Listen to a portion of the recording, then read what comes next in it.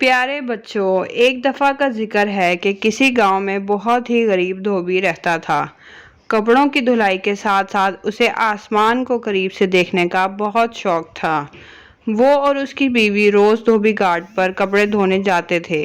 ایک روز جب اس کی بیوی کپڑوں کو سکھا رہی تھی، اس کی نظر آسمان پر پڑی۔ کیا دیکھتی ہے کہ آسمان سے ایک ہاتھی اڑتا ہوا زمین پر اتر رہا ہے۔ جیسے ہی وہ زمین پر اترا تو وہ غائب ہو گیا۔ 2-3 روز تک وہ دونوں یوں ہی ہاتھی کو زمین پر اترتا دیکھتے رہے۔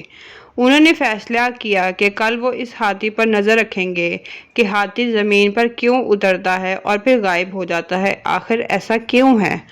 اگلے دن دونوں شدت سے اس ہاتھی کا انتظار کرنے لگے، آسمان پر بار بار نظر دوڑانے لگے۔ آخر ان کو آسمان سے ہاتھی زمین پر اترتا نظر آ ہی گیا۔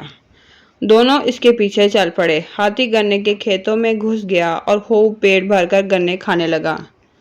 ہاتھی کا پیٹ بھرا اور اڑنے کی تیاری کرنے لگا۔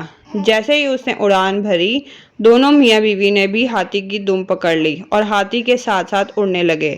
ہاتھی آسمان کی بلندیوں کو پہنچا تو دھوبی کیا دیکھتا ہے کہ ایک پہاڑ ہیرے سونے کے جواہرات سے چمک رہا ہے۔ یوں لگ رہا تھا جیسے کوئی اپنا خزانہ یہاں چھوڑ کر بھول گیا ہے۔ دونوں میاں بیوی کی آنکھیں کھلی کی کھلی رہ گئیں۔ آخر ہاتھی پہاڑ پر اتر گیا۔ دونوں میاں بیوی بھاگ کر سونے پر ٹوٹ پڑے اور زیادہ سے زیادہ سونا اکٹھا کرنے کی کوشش کرنے لگے۔ رات کے بڑھتے اندھیرے سے پریشان ہونے لگے۔ انہوں نے سوچا کہ صبح ہوتے ہی وہ ہاتھی کی دم پکڑ کر زمین پر اتر جائیں گے۔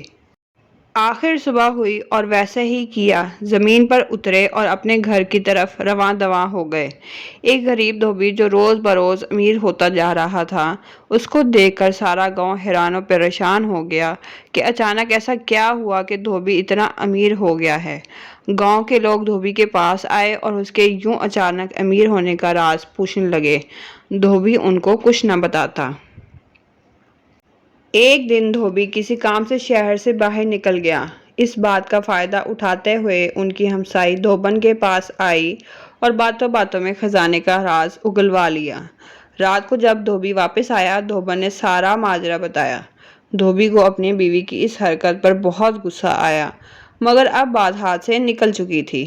صبح سارا گاؤں دھوبی سے مدد مانگنے آ گیا کہ وہ ان کے ساتھ کھیتوں میں چلے اور ہاتھی کے ساتھ خزانے تک پہنچنے میں ان کی مدد کرے۔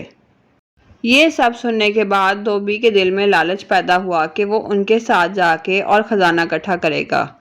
یہ سوچ کر وہ ان کے ساتھ جانے کے لیے راضی ہو گیا۔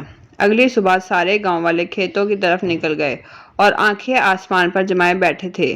ہاتھی زمین پر اترا اور گنے کھانے لگا۔ سب گاؤں والے اس طاق میں تھے کہ جیسے ہی ہاتھی گنے کھا کے فارغ ہوگا تو سب اس کی دم پکڑ کر اس کے خزانے تک پہنچ جائیں گے۔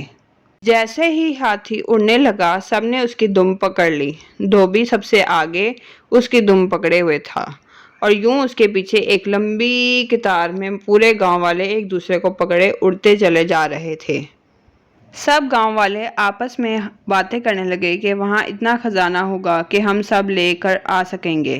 کسی نے کہا، خود سے سوچنے سے اچھا ہے کہ ہم کیوں نہ دھوبی سے پوچھ لیں۔ ایک گاؤں والے نے پوچھا کہ وہاں کتنا سونا ہے۔ دھوبی خزانے کی لالچ میں گاؤں والوں کے ساتھ چل دیا تھا۔ دم کو چھوڑتے ہوئے ہاتھوں کو پھیلا کر کہنے لگا، اتنا زیادہ۔ یہ کہنے کی دیر تھی کہ سب کے سب زمین پر گر پڑے اور ہاتھی مزے سے آسمان میں اڑان بھرنے لگا اور گاؤں والوں کو ان کی لالچ کی سزا مل گئی۔ تو پیارے بچوں، اس کہانی سے ہمیں سبق ملتا ہے کہ لالچ بری بلا ہے۔ ہمیں لالچ نہیں کرنا چاہیے، اور ایسی کہانیاں سننے کے لیے ہمارا یوٹیوب چینل سبسکرائب کریں، لائک کریں اور اپنے فرینڈز اینڈ فیملی کے ساتھ شیئر کریں، اور کمنٹ میں لازمی بتائیں کہ آپ کو یہ سٹوری کیسی لگی۔ ملیں گے نیکسٹ سٹوری میں۔ ٹل دین ٹیک کیئر۔ اللہ حافظ۔